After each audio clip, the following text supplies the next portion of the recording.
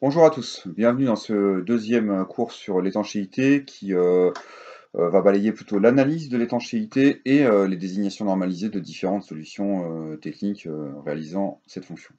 Donc en fait, quand on analyse la fonction étanchéité, c'est-à-dire est-ce qu'elle est dynamique, est-ce qu'elle est statique, est-ce qu'elle est en rotation, en translation, ou directe ou indirecte, qu'on verra ensuite, la vraie question à se poser, et la question qu'il faut surtout se poser, hein, c'est quelles sont les pièces en liaison avec le joint. Si les pièces en liaison avec le joint sont fixes ou ne sont pas mobiles l'une par rapport à l'autre, alors dans ce cas-là, la liaison est statique. Si ces pièces ont une mobilité, dans ce cas-là, l'étanchéité est dynamique. La question qu'il ne faut surtout pas se poser, c'est est-ce que le joint il bouge? Parce que dans beaucoup de solutions, le joint ne bouge pas, mais il réalise une étanchéité qui est dynamique, parce qu'en fait il est monté serrant dans la partie fixe, mais il vient en contact avec une partie tournante ou une partie en translation, et auquel cas l'étanchéité est dynamique. Donc la question à surtout pas se poser, c'est est-ce que le joint bouge? Ça c'est vraiment la mauvaise question. Donc en fait l'analyse est relativement simple. À partir du moment où on a compris ça, on va avoir une étanchéité qui est soit statique, soit dynamique. Si elle est statique, elle peut être directe ou indirecte. Qu'est-ce que ça veut dire direct? Ça veut dire en fait quand on n'a pas de pièces entre les pièces en contact, par exemple deux pièces acier, lorsqu'on met de la pâte à joint, on considère que c'est pas une pièce, donc on est sur une étanchéité directe. On peut considérer que le téflon aussi n'est pas vraiment une pièce, donc on pourrait parler d'étanchéité pseudo-directe quand même pour le téflon.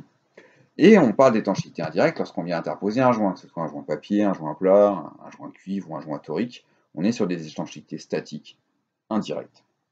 Dès qu'on est sur de la rotation, on va avoir différentes solutions.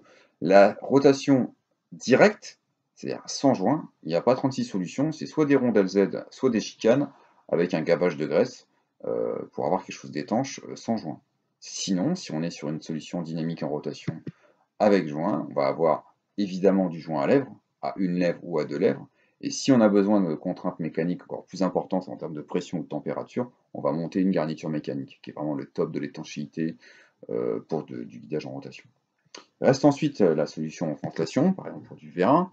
Donc vous allez avoir des V-rings, et vous pouvez avoir aussi des tresses d'étanchéité sur de la translation comme sur de la rotation, mais sur la translation c'est possible, notamment dans les vannes.